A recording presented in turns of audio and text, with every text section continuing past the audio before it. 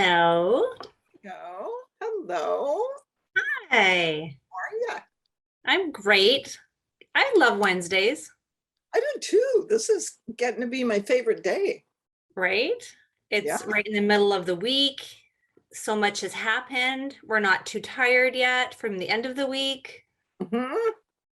Yeah. It's the perfect time. It is a perfect time. I have so much to talk about today. Oh, goody. I have like 2 pages of ideas and lists and topics and questions, and we're gonna have to just pace ourselves. Okay. Works for me. Yay. Are The we? clinic looks fantastic. It's amazing. It's amazing. We have HVAC, we have wires, we have braces for desks. I ordered 5. Click on your Q&A and then you can see this Okay. then you just put it off to the side.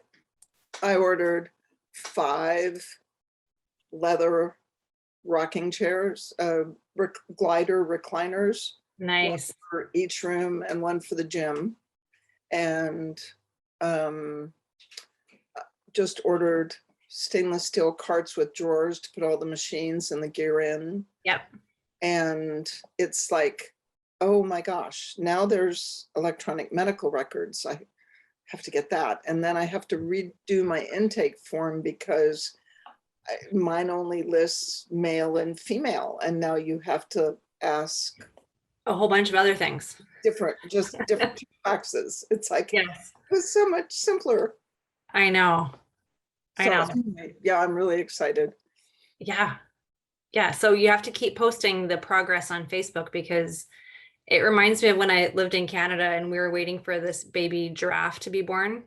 And Yeah. they had like this camera on the giraffe all the time. We're waiting for this baby. So I feel like the pictures are like the baby and we're watching the baby grow and be born and all the things. Wait till there's drywall and paint. Ooh, that's so exciting. So yeah, you have to keep it all on Facebook. Okay.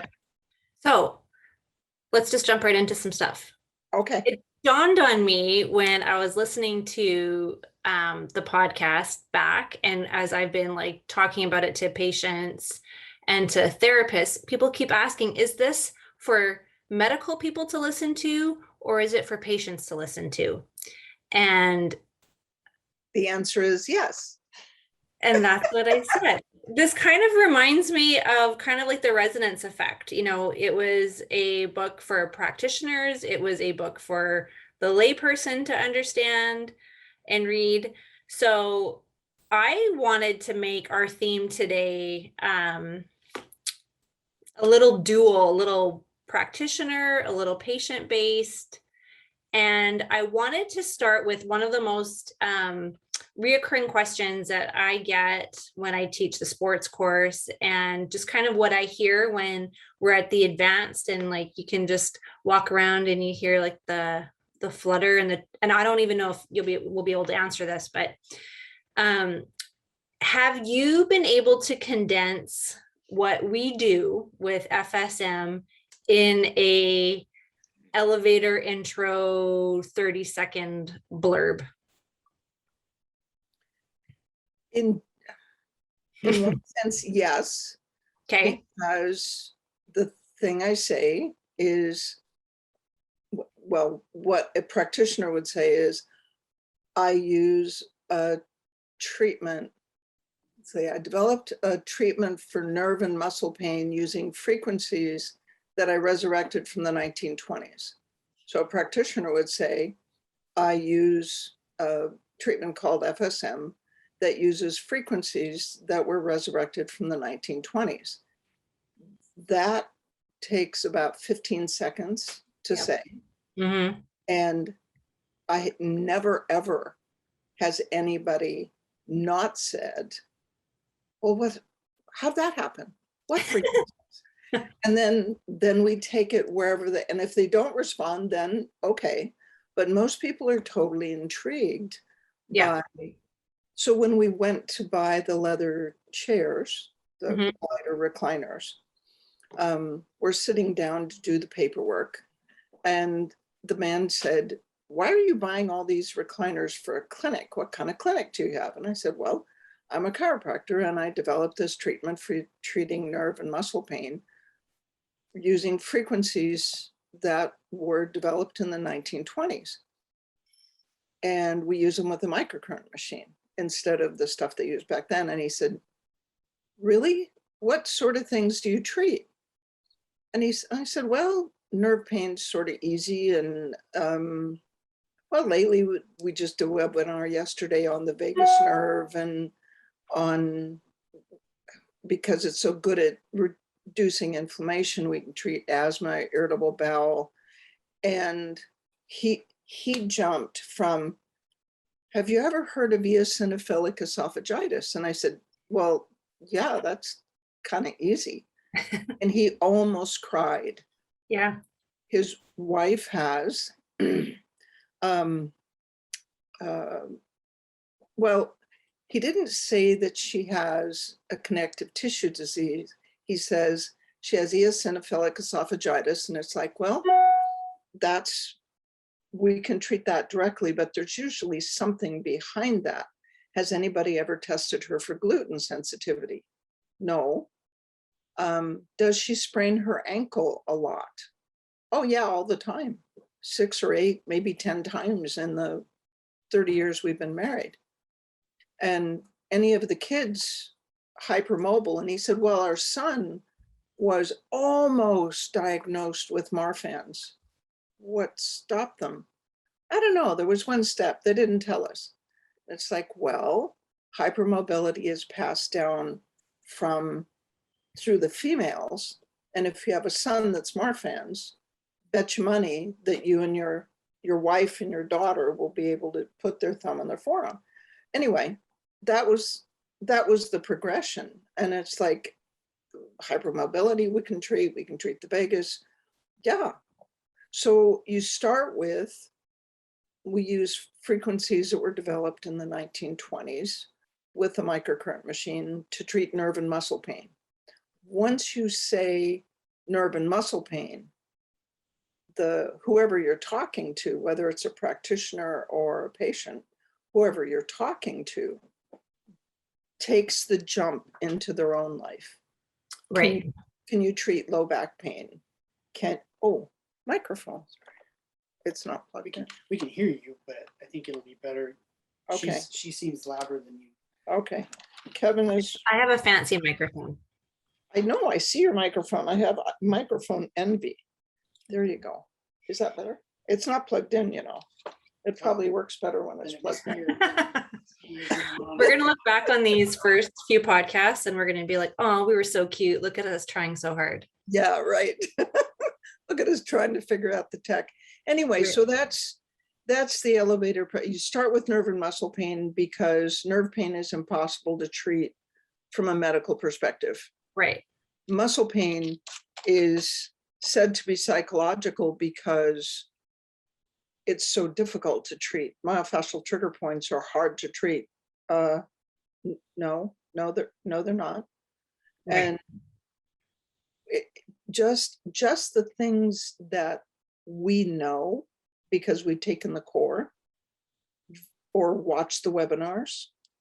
Everybody that keeps up with FSM knows about the vagus nerve, knows about vestibular injuries, knows about brain injuries, knows about SIBO, gastroparesis, liver disease. I mean, think nerve pain,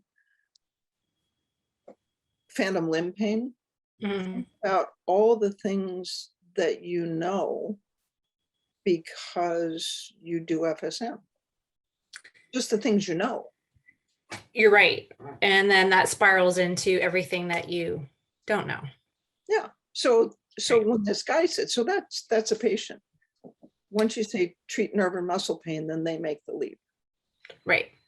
And so let's just say you have a new patient and they know a little bit about what you do and they're coming to see you for some chronic low back pain, something really nice and easy that nobody else has been able to fix.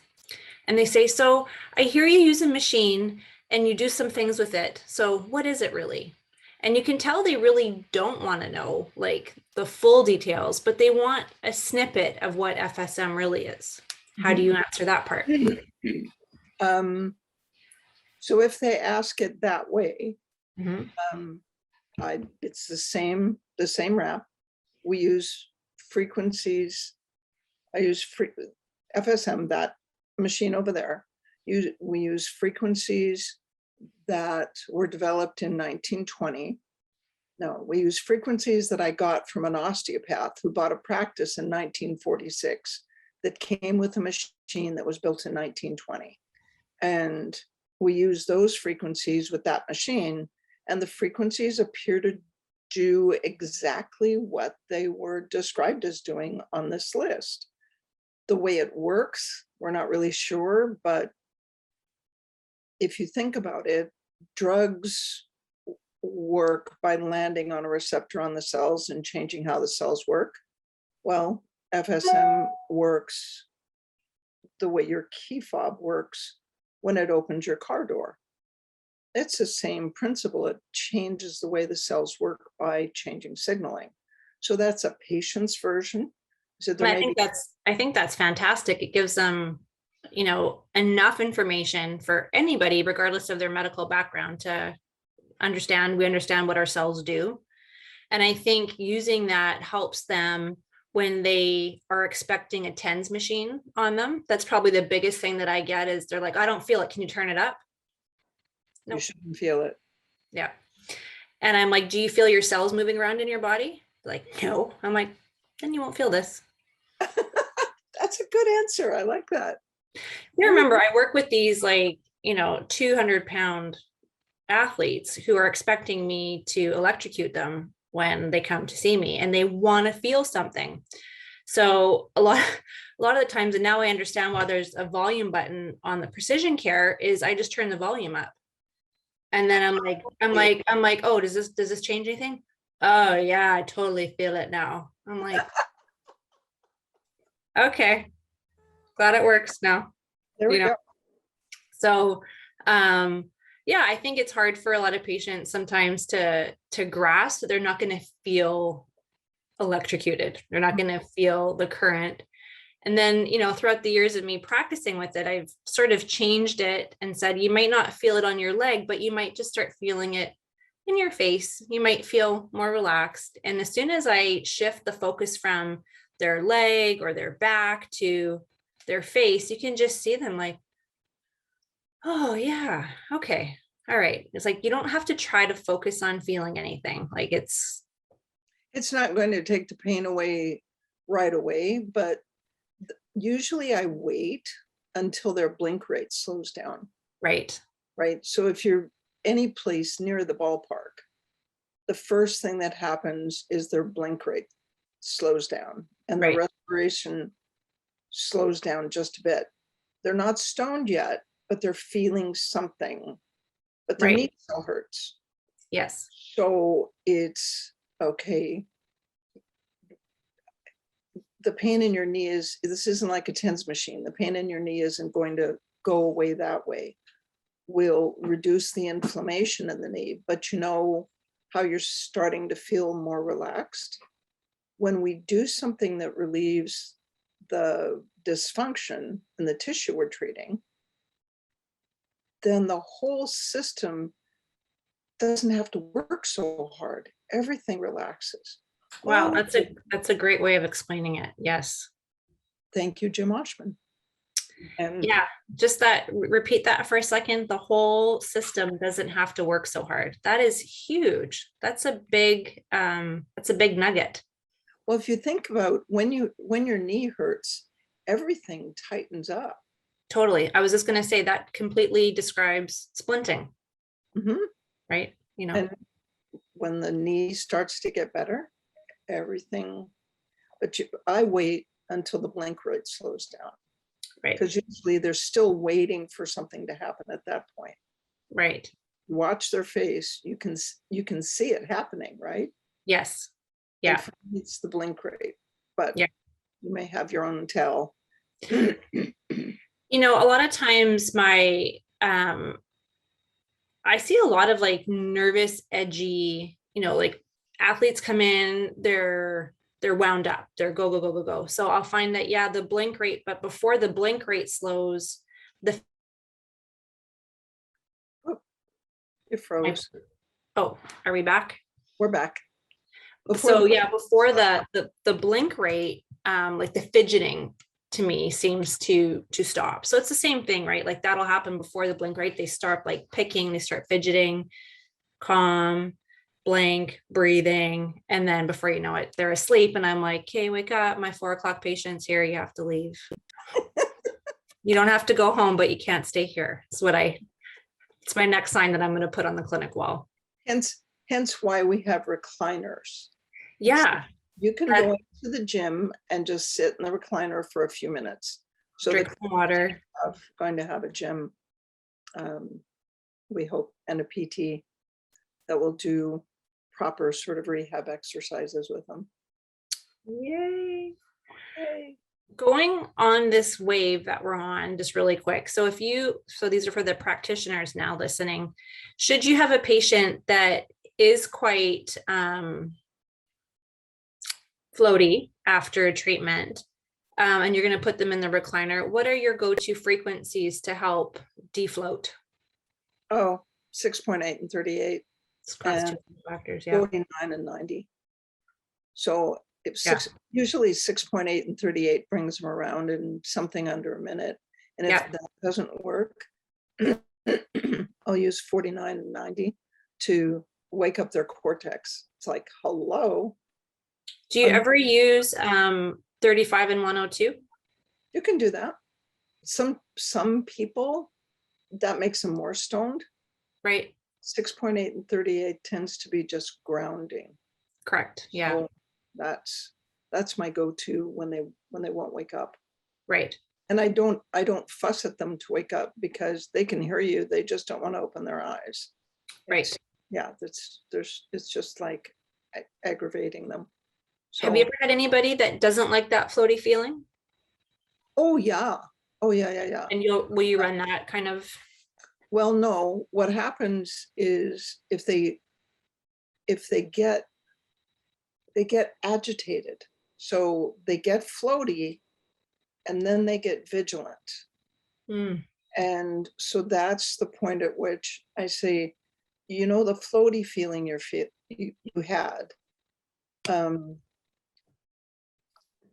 It's been so long since I've had anybody that minded it. That floaty feeling you had, that's normal. It's completely normal. And it usually happens in people, two kinds of people, either people who've never touched alcohol and never touched drugs, or people who have a history with alcohol and drugs. Where the feeling of being floaty is like, oh my God, I'm relapsing. This is right. The last time I ended up getting arrested or getting in trouble, it was this feeling. Right. So either way, they start to relax and get floaty, then they get vigilant or agitated. And I'll say, so the floaty feeling is normal. So that's the first thing. It's like, it's normal. It is also very temporary. So we don't charge extra for it. It's legal in all 50 states. So I've been using that. Yeah. And by the time you leave the clinic, it will have worn off. You'll sleep better tonight, but we'll make sure that it usually wears off by the time you leave the clinic, and we'll make sure you're okay to drive before you leave.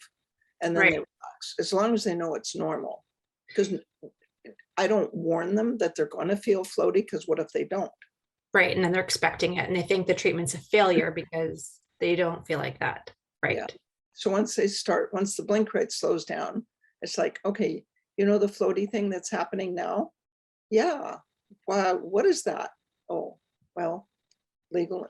It's just what happens to virtually everybody when the treatment is correct for what you have. The endorphins go up. We have that data, and people just start feeling floaty, and it's temporary. It's legal in all 50 states. We don't charge extra for it, just part of the service. So that's how I handle it. How do you? Yeah, very similar. In the athletic community, it's funny. I'll get a call. Hi, I'm so-and-so from this team. I'm like, hi.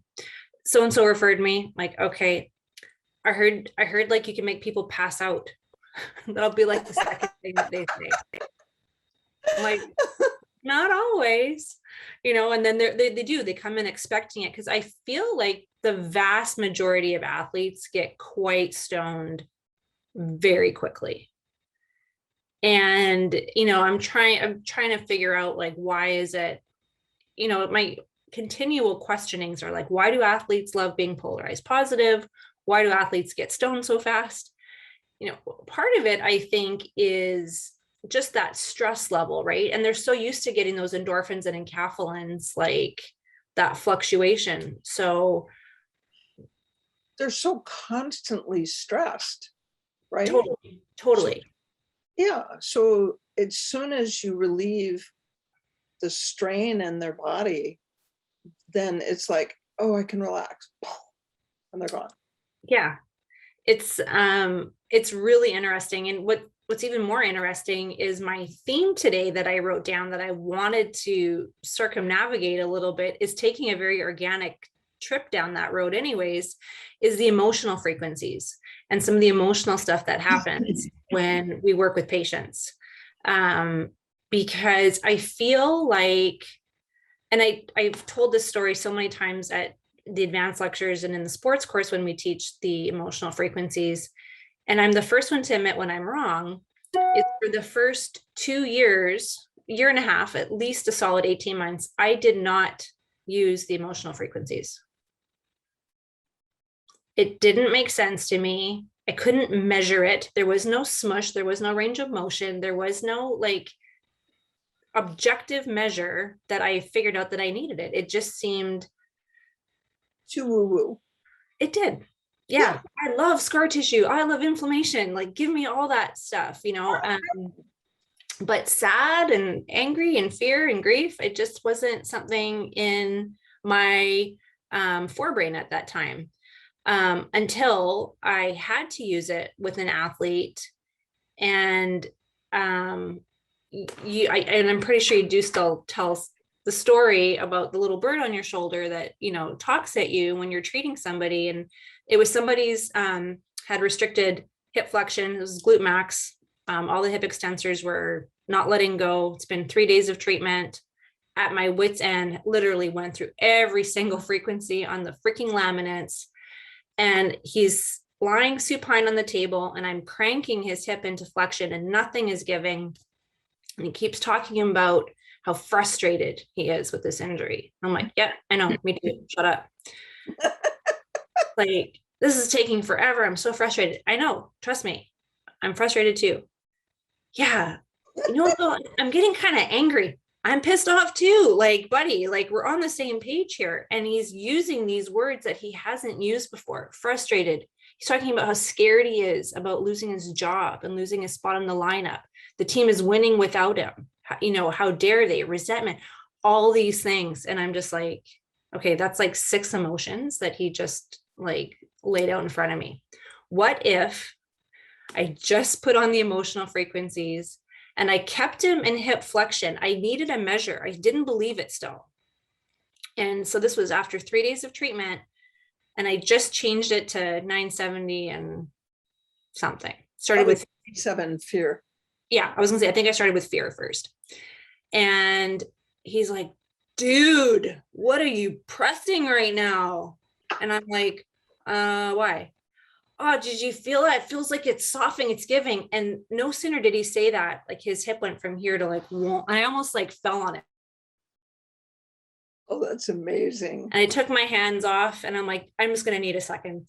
Left the room. I was like, what just happened there? Because I objectively measured fear and anger with range of motion.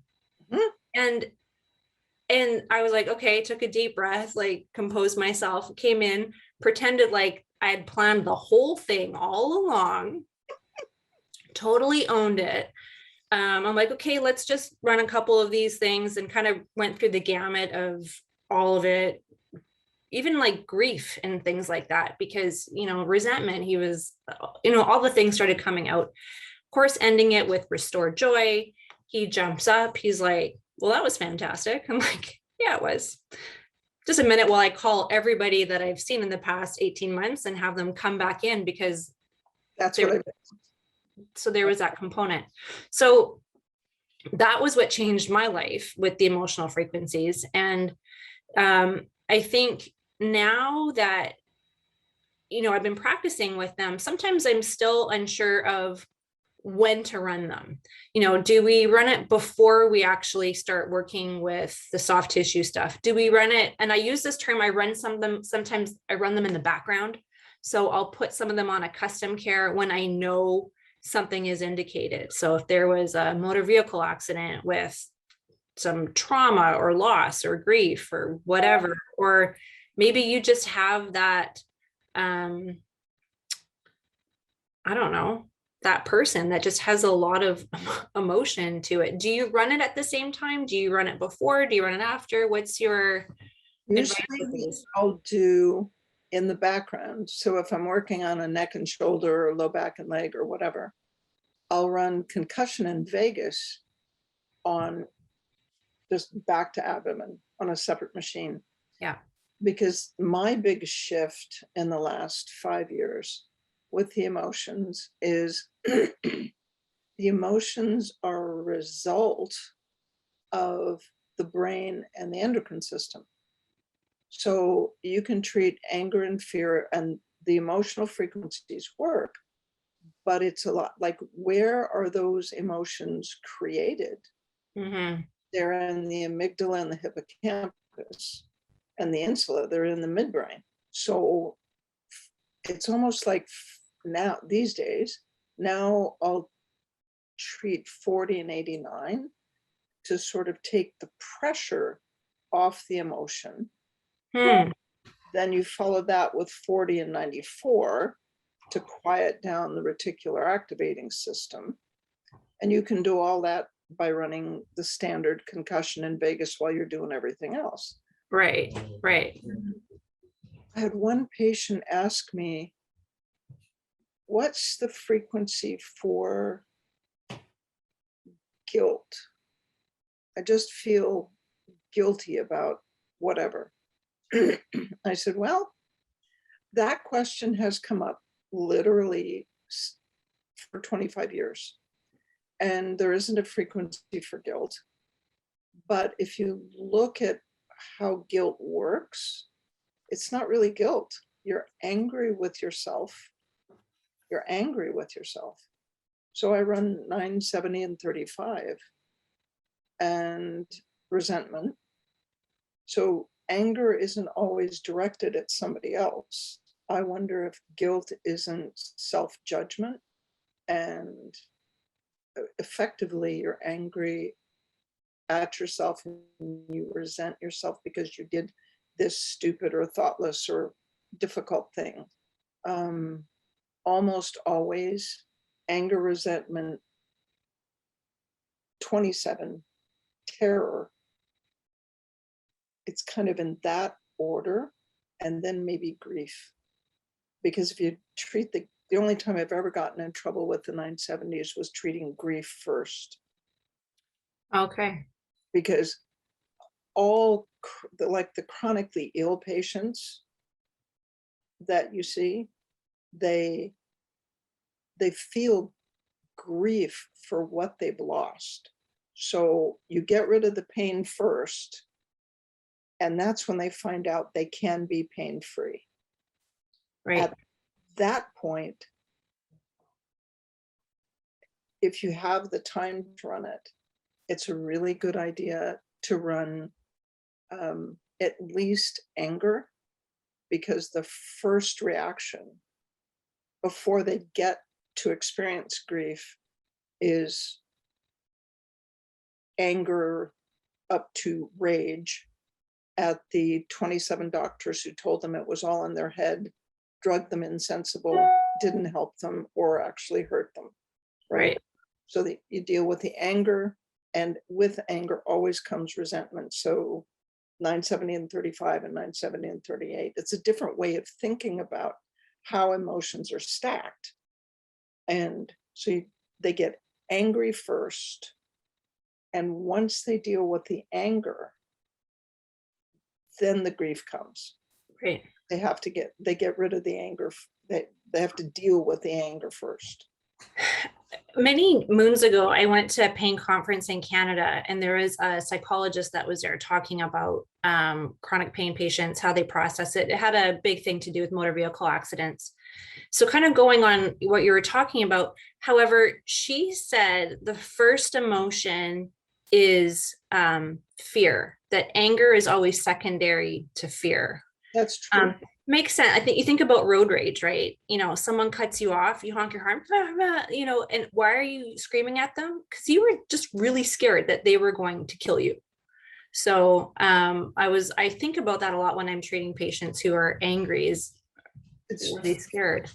that's in the more acute phase. Okay. So first, if an auto accident patient that comes in even 2 or 3 months after the accident, it's more in the acute phase.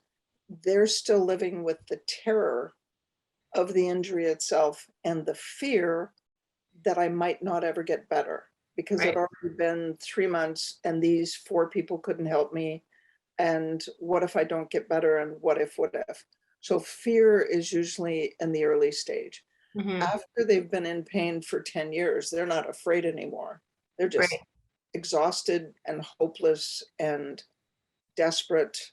And it's not until you get them out of pain. So a 40 and 10 patient or a phantom limb patient, or, you know, the kinds of things, even a nerve pain patient, you get them pain in 20, 30, 60 minutes. And their reaction internally is, Yeah. like, Yeah. what on earth? Why is it that I've seen 12 doctors and 3 of them told me it was all in my head. And so they're pain-free, they're happy about that, they're confused, their brain is trying to download new software. Right. The hippocampus says, yeah, you're out of pain, but there might still be a tiger, so let's not relax and enjoy this yet. So it's this jumble. It's that thing we were talking about that we'll have to talk about at some point. Yeah. Thing I wrote, but it's like, it's this jumble of reprogramming their entire nervous system. And then you have to tell them it's probably not going to last. I Mhm. want you in 2 days. It'll last any place between 2 hours and 2 weeks. It's going to come back, but when it comes back, it will be different. And it probably will not be as bad as it was before, but you're going to mind it more. So that's the thing that we get to address. I don't know anybody else in the pain world that addresses the 2 parts of pain. Right. How much it actually hurts and how much you mind it. You have the functional medicine scores like Oswestry and Taos and whatever. That's functional, but there really are 2 parts of pain. Mhm. How much it hurts, how much you mind it. So when it comes back, it's not going to be a 7 or an 8. It'll come back at a 5 or a 6, but it's going to piss you off. Mhm. You mind it more because it's been gone and now it's back. And Right. then they get scared. Right. So when they come in, so it's not till the 3rd visit that they believe that's actually going to last. And I'm talking about more about the chronic pain patients. Right. Right. This reminds me a lot of the early days when I was working in Canada, and we had a lot of chronic pain motor vehicle accident patients coming in, and I was so part of that FSM learning curve, that roller coaster. Like, I was on the top, I was fixing everybody, like, just give me all the people. And I had a gentleman that had a horrible collision, I think it was about 8 or 9 years ago, and he had just some chronic neck post-concussion stuff that we cleared up in, 3 treatments. And he was great, and, sending flowers, and I got lunch coupons sent to the office, and, life was good until he came back about 2 weeks after. He was mad. like raging. I'm like, what happened? What's wrong? He's like, I lost 8 years of my life. And that was something I wasn't really prepared for. Like I was prepared for extra range of motion, increased strength, you name it. I was like, you know, ready for those type of changes. I was not ready for, I lost so much. And now what do I do? What do I do now with like the memories, the 8 years that I was on disability? I'm like, I got that one okay, because it's the only way, because that, rather than athletes, that patient population has been my whole group. yeah, So the only way I can keep my sanity, and what I tell them is the only way I can make sense of this is that everything that comes into your life has a gift for you, has a lesson for you that makes you a better person. So you lost a lot in the last 8 years, but what did you learn? right. What did you learn? What did you get? And they go, what do you mean, what did I get? It's like, well, okay, you haven't been able to mow the lawn for 8 years and you found out that the world didn't come to an end. Oh, you learned empathy. You look at people on crutches differently than you did 8 years ago, right? Oh yeah, right. And you found out that people will help you. You learned compassion. And it's going to be different for every patient because it's, you know, it's a personal sort of awareness, but you have to get, I think it helps to get them to shift the perception. It's like, now, if we're lucky, you get to get rid of the pain, but you keep all the wisdom. You get to keep that. You're not the same person you were 8 years ago. You have to rebuild your life, find out who you are now, what you can do now, but you're different. And I think my personal thing is probably better, right? You have more compassion for yourself. You had to be kinder to yourself because you couldn't do the things you were used to doing. Right. The world did not come to an end. Right. You found out that people would help you. You found, right? You. Yes. Yeah. So there's a, framing it. Yeah. I think that's the only way to do that. But yes, that is a really common. It's. Yeah. There's a lot that. Twice a week for 4 to 6 weeks. And the last 2 weeks, like they're out of pain at the end of 2 weeks most of the time, or 3 weeks. The last 1 or 2 visits are to clean up that sort of thing. The emotional stuff, the strengthening, how are you doing with activities? This. Right. I think I just love how, you know, I write these notes down about to keep us on track, and we just, Yeah. no, this one has been great, actually. It's kind of like hitting all my talking points that I wanted to get at. There was, you know, we keep teasing the audience here about this thing that you wrote, this thing that we have to talk about. And it's a thing, but there's a lot that, you know, for the practitioners that are listening, that are new to this, and even to people who've been practicing for a long time with it, I think we have to prepare ourselves sometimes for these unexpected, you know, we think with our forebrain, we're so cerebral when we're treating patients, but there is so much more that we're changing and affecting that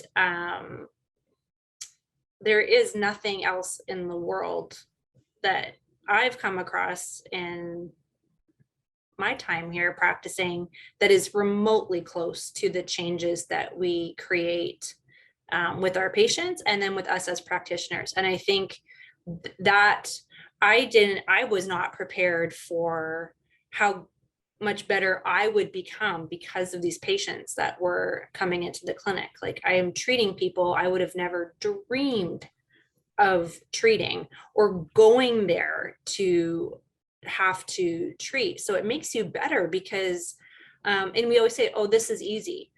Well, okay, you know, it's easy. Why? Because we're at like the far corners of our brains, you know, reaching and grabbing. And, you know, so my next kind of question for you is, who do you think make the best FSM practitioners? Like what qualities, if I were to say,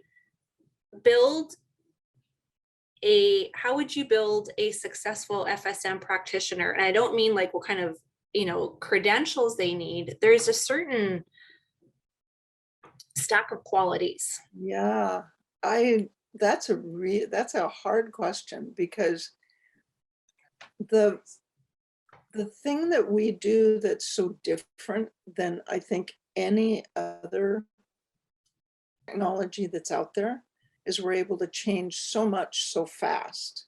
So that chapter in the resonance effect, believe what you see, right? That. So it doesn't matter what your medical credentials are. It's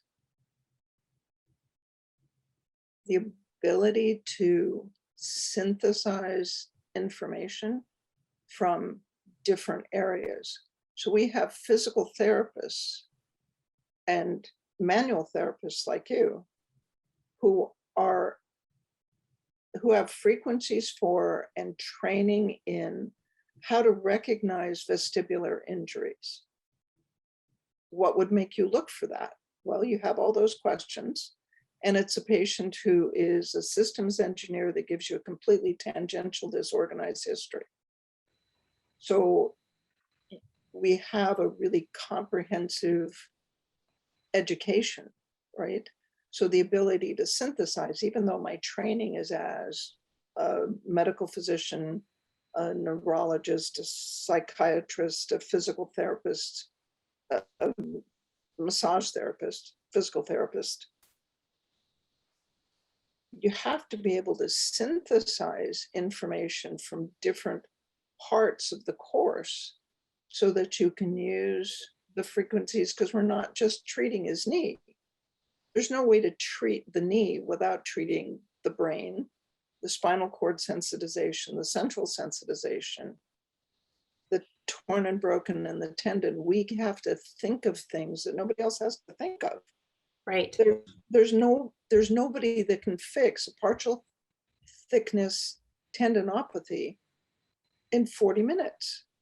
There's nobody else that can do that, as far as I know. Even the prolotherapy. First you have to make them hurt, and then you make them hurt again, and then in 6 weeks it's supposed to be better. And with us, it's 60 minutes. So synthesis and observation. People that are very keen observers, that pay attention to what's under their hands, the person that's on the table, observers, synthesizers, and there's something in there about sensitivity, right? So sensitivity to smush or some indicator. So Roger Bellica, brilliant, right? Medical physician, medical director of NASA, functional medicine. And how does he decide that a frequency is correct? He feels for smush. Right. Okay, that was a surprise. So that, and the sensitivity, some people feel for warmth. Some people feel for the change in their own field, right? So that degree of sensitivity. And I have a physical therapist who's never took the FSM course like 15 years ago, and she's working on me for my stuff. Mm-hmm. And she, let's say we treat scarring in the nerve, and she gets stoned before, I don't get stoned anymore. It's like, but she gets totally, she said, how do you do this? And I said, well, you get used to working stoned. Yeah. You just go with it. So flexibility, right? Yeah. So the ability to synthesize, to be an observer, to be sensitive, and what was the last one? I don't know, being able to work, flexible. That's it. Flexibility. I was going to say adaptability, but same thing. Yeah. Something like that. So you don't get stuck on your ideas. Just because I think it's this and the frequency doesn't work, then that's not what it is. So. Right. That kind of circles back to what we talked about last time, is like, don't stop looking. If it doesn't make sense, don't, that can't be okay with you. Yeah, that's exactly it. And Roger, Dr. Bilica said in one of his lectures, he tells his patients, I won't give up on you if you don't give up on me. We may not fix it. Yeah, we may not fix this as fast as we want to, but I won't give up on you if you don't give up on me. And you and I form a team to get you better. Yes.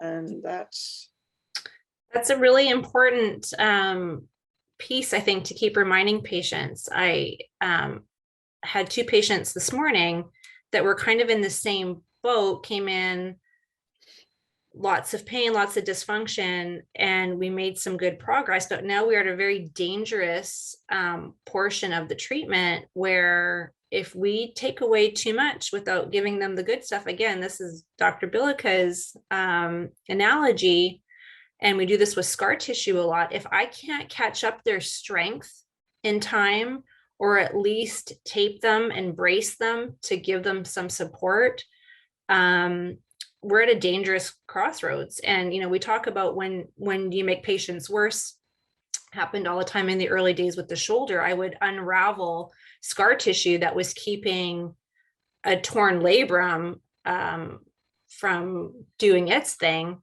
And you go way too fast, and then you're reaping the fallout. So I think that's important with patients who are like, you get them better so much faster, and then they want to just go from like, you got them from a 10 out of 10 down to a 4, and now it's like losing that last 5 pounds. Like they want to be, you know, out of pain. You're like, okay, well, there's a process. So that's a great analogy, that don't give up on each other. You got to work together. And there is that balance, right? Of, especially when it comes to chronic injuries, I think is what we do works so well and so fast that I think sometimes we as practitioners are not ready for the changes that we're going to see. I had a practitioner tell me in an email, he said, you prepared me for the failures. You told us during the class, you prepared me for the failures. You did not prepare me for what I've done in the last 2 weeks. You didn't prepare me for the successes. How did I just do what I've done in the last 5 days with these patients? Right. And it's almost overwhelming. Totally. And you learn, these days I've learned to tell people at the end of the seminar, it's like, now you have the basic information after 5 days. Everything else you need to know, the frequencies are going to teach you. And I'm not sure they understand how comprehensive and true that is. So you learn over time, there will always be mistakes. You're always going to, that's how you learn. It's always 100%. So when you take apart the scar tissue in somebody's shoulder, and I've learned to tell them, these muscles have been tied up in knots for 5 years. They haven't exercised. In order to be strong, you have to relax and contract, and relax and contract, and relax and contract. If all you can do is contract, the muscle's weak. It's been tight, but it's weak. So just because it doesn't hurt doesn't mean it's strong. Right. So, this is the conversation I have with weekend warriors and especially male humans, no offense. But when you go back to the gym, if you're used to 50 pounds, you take it down to 10 and they look at you like you're green. Yeah. And it's like, if you tear this, it's going to be your own fault. Mhm. It's weak. It's been inhibited. You have to strengthen it carefully, or we're going to end up having to do this all over again. Mhm. And then you make eye contact, because then they're in a state of hypnosis and you go, do you hear me? I was like, yes, ma'am. And then it's like, it's going to strengthen much faster than you think it will. Yeah. But you learn that as you go along. There's no way to teach that in a 5-day course. That's why we have webinars. That's why we have The sports. podcasts. That's why we have the sports course. That's why we have the advanced and all the case reports. I'm really excited about this year's advanced. I decided to bite the bullet and make it a 3-day so that we get case reports. Oh my gosh. And on Sunday, which is the case report day, Yep. have a 2-hour lecture on the endocrine aspects of traumatic brain injuries. Oh, I think you were saying that. Oh my gosh. Yes. I want This to was a physician from Reno. Yeah, an osteopath. Awesome. So, and then I want to fill up the day with case reports. So everybody that's listening, start thinking. It's only 20 slides. You know, you can take a Valium or a something. And the audience is so supportive and kind. Oh yeah. Well, because everybody's been there, right? Yeah. And even though it's something that you take for granted, oh, I treat this all the time. There's going to be somebody in the audience that's never seen what it is you have to present. Right. So to me, the advanced material is what it is. The advanced faculty is great, but the case reports are what make the symposium so special. And I decided, well, the advanced needs to be special too. Yeah. So the advanced is going to have case reports. So the 53 of you that are signed up and everybody that listens to this, you're going to get an email asking to reserve a slot. Perfect. Case report. Before we run out of time, I think we need to address the 2 questions that I see popped up here. What areas would be your placement for severe edema in lower leg, foot, and thigh?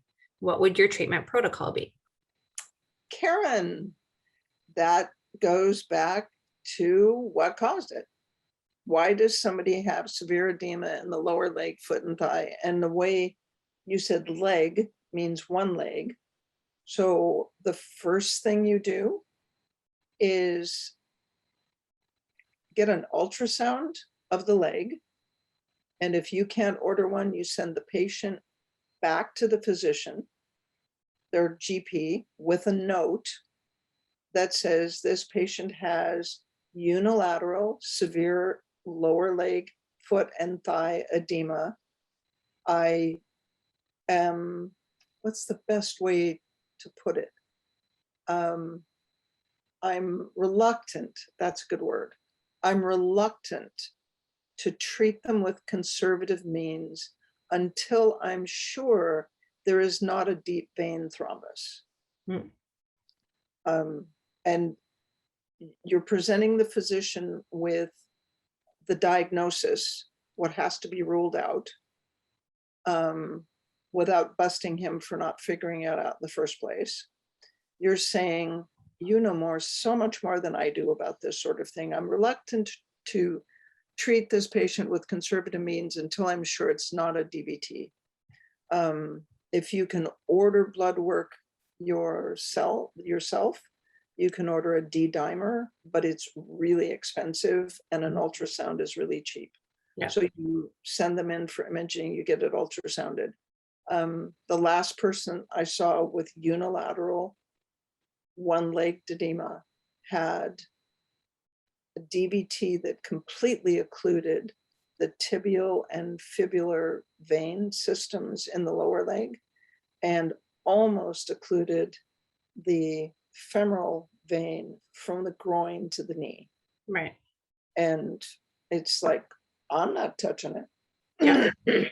So if it's one-legged, the only other thing is what caused it. So if it was caused after a vein stripping, well, the laser that they use in the vein stripping heats up the vein, and that causes scarring in the lymphatics, which are right next to the vein. Mhm. And the lymphatics just collapse and there's fibrosis in the lymphatics. So you go back to what caused it. Oh, she writes here there is no DVT. Actually, that's what it is, but no DVT, she's saying. So again, why is it? Yeah, figuring out the cause. They did an ultrasound. Doesn't say here. She just writes it. There's no DVT. Okay, well, then I'd look at fibrosis in the lymphatics and up in the groin. Yeah. And see what happens. Yeah. Let's go back really quick to the other questions here. Any thought about using constitutional pairs with emotional pairs? Also, advanced list shows guilt, resentment, stubborn as 979. So it should be 970. 970. That's 970 and 38. That's the, we put guilt there because people kept saying, what's the frequency for guilt? Right. Somebody said, well, it's resentment and sort of a passive aggressive kind of anger. But I never run 38 by itself without 35. So, Right. and Leaf is used to the frequencies, he knew Harry. So the constitutional pairs, Leaf, I don't use the constitutional pairs so much as I use the brain parts, 40 and 89, 40 and 94 to quiet down the CNS that gives the intensity to the emotion. Right. Relaxed and balanced for a toddler had the complete opposite effect. Wide awake. Kids have paradoxical effects to antihistamines, make them hyperactive. So I don't know. I know when you're treating a nerve. So when we're at the Cleveland Clinic and I'm treating this kid with a nerve traction injury, has Erb's palsy, long thoracic traction injury, brachial plexus traction injury, you run 40 and 396 and the kid's blink rate slows down and they're still moving, but they're when the kid is fighting the nap. Yeah. And then sometimes you just go fall asleep on the floor. So I don't know enough about that, Manette. I don't treat enough children. Thank you, Ivor. I appreciate it. Yeah, I've learned how to communicate with the MDs. I lived in their world as a pharmaceutical rep for 16 years. And these days it's a different world. They have 7 minutes and we have 60. So, but they have the authority to prescribe and to order things based on the insurance that the patient has. So you have to be respectful of their position, and it's important not to interfere with the patient's relationship with their medical physician, for their primary care provider. You're intervening in that relationship, and it needs to be smooth. So you have to be respectful. Okay, and then 2 more questions in our little time period. Best treatment protocol for arm and leg neuropathy post chemo for breast cancer. What? Arm and leg neuropathy? Mm-hmm. If they used cisplatin, which is not usually used for breast cancer, I don't get that. Arm and leg neuropathy there's a neuropathic pain with peripheral neuropathy with toxicity. Right. That's in the core. So you just add the frequencies for toxicity. The thing I would look at with breast cancer, if it's just chemo, then you just have to hope it's one of the chemos that responds to FSM. So cisplatin, not so good. The other ones we have some success in. If they used radiation, that's where you get into trouble, because the radiation doesn't just hit the breast. I mean, the sunburn, the skin damage is superficial, but the x-rays go all the way through and they form scar tissue in the blood supply to the spinal cord and the nerves, right? So if they used radiation, look at treating not just the chemotherapy, but the radiation frequencies and the scar tissue in the nerve and the blood vessels. Okay. Any contraindications using scarring, 13s or 58s anywhere in the body if patient had a sling surgery 10 years ago? No. When you're on the place where the sling was placed, you might want to be a little bit careful, like if it's a bladder sling or a pelvic floor sling. You can thin that out. You don't want to take it all away unless it's adhered to a nerve, and that's a problem. And if it's 10 years ago, the scar tissue should be really pretty solid. And I find that 13 takes away mostly the scar tissue that's dysfunctional, not the stuff that's necessary. Correct. And Ivor, oh, thank you. I love it when you, doxorubicin still is sometimes used for breast cancer, can result in neuropathies. So I'd still try the peripheral neuropathy with chemo. Right. And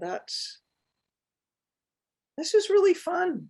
Yay. And we kept sort of on our theme. We got all through the emotional things that I wanted to touch on, because I feel like it's neglected sometimes. We talk so much about other things, and I feel like we all have emotions. Dratted little things, inconvenient, right? Totally. This is perfect. So everybody, keep your questions coming. This is fantastic. Yeah, if you have any other announcements, you can shout them out now, and we have a whole other week to prepare. I have to thank you for providing the questions. I'm great in floating down those stream wherever you send the stream. I'll float, and I love it that you give it direction. It's just wonderful. That's just me and my brain needing to keep the train on the track as much as possible. So yes, this concludes yet another wonderful Wednesday webinar. We have to come up with a name. I sent a podcast generator. It was so funny. You could type in your names and the days, and we came up with some really funny ones. So until then, we'll just have our wonderful Wednesday webinar. And follow up though from Dana Pletcher over here in the Q&A. Okay. Had COVID, was in the hospital for 8 days. No, he was in the hospital for 7 and his wife was 8. The COVID protocol was really helpful. They're normal with oxygen saturation on room air. So Cheryl is normal. He's still on oxygen 24/7 at 2 liters, but the new alveoli and bronchioles protocol is working. Oh dear. Oh, he said, my issue is stupidity. As a husband and a man, Cheryl knew I should go with the paramedics when she did, but being a guy, of course, I knew better and waited 4 days.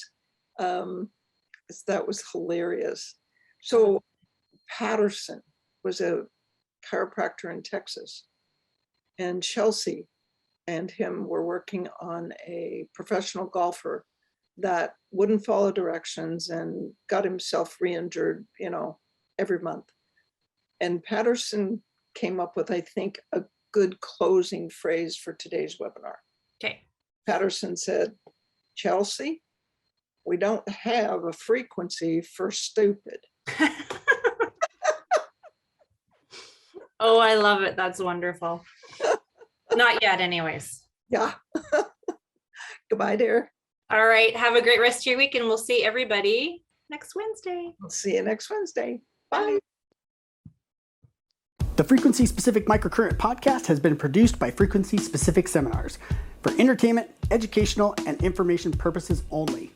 The information and opinion provided in the podcast are not medical advice, do not create any type of doctor-patient relationship, and unless expressly stated, do not reflect the opinions of its affiliates, subsidiaries, or sponsors, or the hosts, or any of the podcast guests or affiliated professional organizations.